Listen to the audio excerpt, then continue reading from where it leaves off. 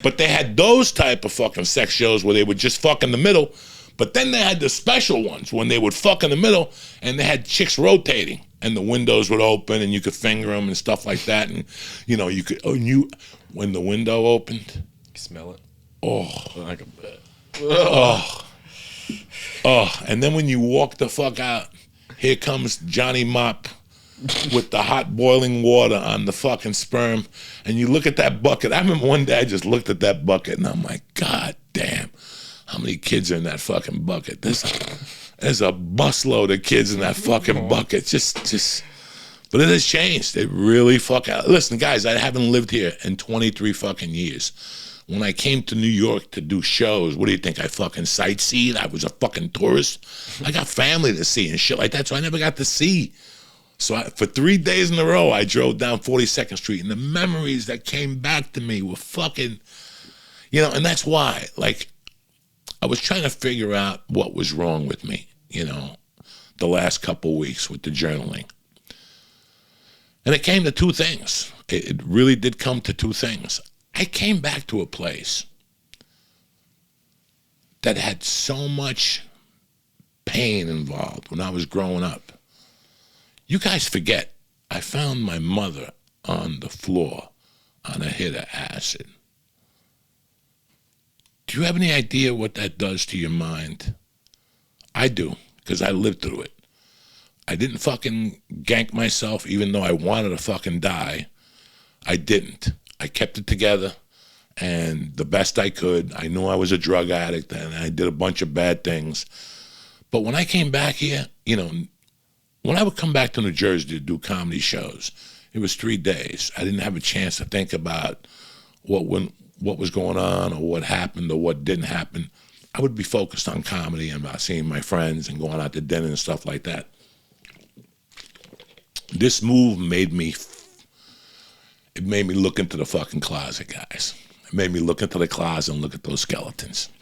And remember, I have a skeleton closet like everybody else, a main one, but New Jersey has its own little skeleton closet. Do you know what I'm saying? Like I have a big skeleton closet, like the one behind Mike is sitting, and then I got a little closet over there. That's my New Jersey secret closet. That's my skeletons in that closet. But those skeletons hurt. There's a lot of pain involved with those skeletons. So I figured that out through what is fucking wrong with me, what is affecting me, what is making me feel not like Joey, like Wild Man Joey, you know. And listen, guys, I've been smoking the last couple nights. I've been smoking. I roll, I go on my little porch at night, I get my little fucking tea, and I smoke, and it's putting me to sleep. The plan I had is working. I slept great last night. I slept great the night before. Guess what? I called Mike the other day, and what did I say to you? Less is more? Love is blind. Didn't I say that to you the other day? I said less is fucking more, Mike. I found that out last night. It's working. I stopped putting all that fucking whatever in there.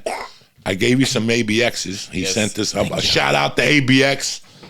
The best fucking edible in the business. I don't give a fuck what anybody has to say. The best. You understand me? And how do I know? Because I've 1 million served. How about that?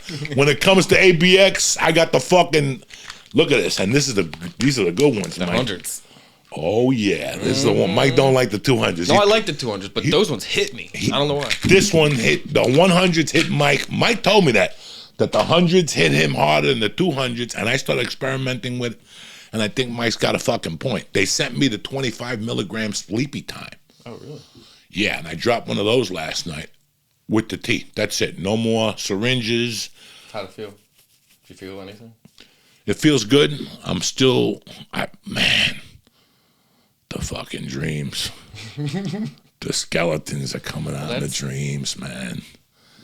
Listen, I enjoyed this. Writing it down in the morning? Fuck yeah. Listen, I enjoyed this, and part of my route, listen, that thing that Rogan and those guys are doing, Sober October, I got to admit it to you guys. I made a mistake by not doing it, and I'm very sorry. The bigger the man, the bigger the mistake. You just cop to it. You know me, I tell you guys, I fucked up. I didn't want to be a part of it, and now I'm going to do one every year. It's not going to be October. I'm going to know. when I need it. I'm going to know. Yesterday, I went over to do, Friday, I went over to do that movie. I'm the type of guy, when I go on a set, I bring edibles. I bring reefer. Just in case. Yeah, no, because there's people there and they help you. They help you tie in your shirt. They tell you that you have lint on your thing. They come to you. They're trying to make you look good.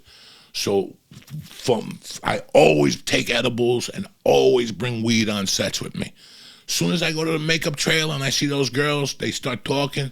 I base what they're listening to, the music they're listening to, and I listen to the conversation. And right away I'll go, you ladies want to get high? And the room will stop. They're like, what are you talking about? I go, I brought the weed that fucking Jerry Lewis gives the kids when they stop fucking raising money. Yeah. Wife. And they look at me like, what are you talking about? And the same was Friday. Same thing on Friday. I went in the makeup chair, boom, boom, boom. She was cool as fuck. Then she gave me the hair. They cut my hair a little bit. They trimmed it up a little bit. They gave me this little merengue, hoop, doop, de doop, fucking hairdo. And I told the ladies, you ladies get high? And they're like, yeah, let me tell you something. I told the one girl, I go, just walk me back to the trailer. And she was like, fine. She was cooler than shit. She was married to another girl. She was part of the LGBT community. Cool as shit. She goes, I'll walk you. We walked back to the trailer. I opened up that fucking bag and I go, put out your hand. She goes, what? She went like this. She goes, that's too much. I go, give it to the fucking girls. Go give it to the other girls if you don't want it. And then I gave them those powdered edibles. Yeah. The pure one. How did they work for you?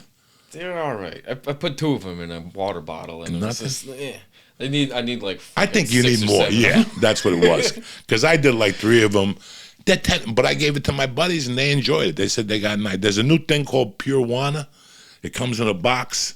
I'm sorry, I used them. I gave them away yesterday, Friday, whatever the fuck. And you just rip them, put them in like this much of water.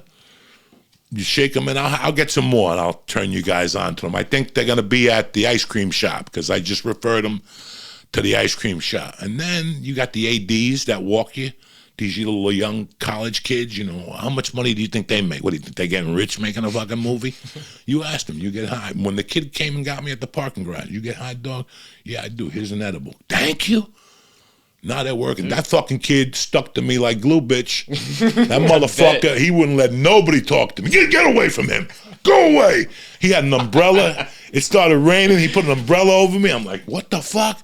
He goes, man, you're a great guy. Thank you for helping me. I haven't had weed like that because they smoked it. They went and fucking got high. Oh, by the time I was shooting, 10 people already. I'm like, this is my type of day. Some girl came up to me afterwards. She's like, thank you for blessing the set today. Right.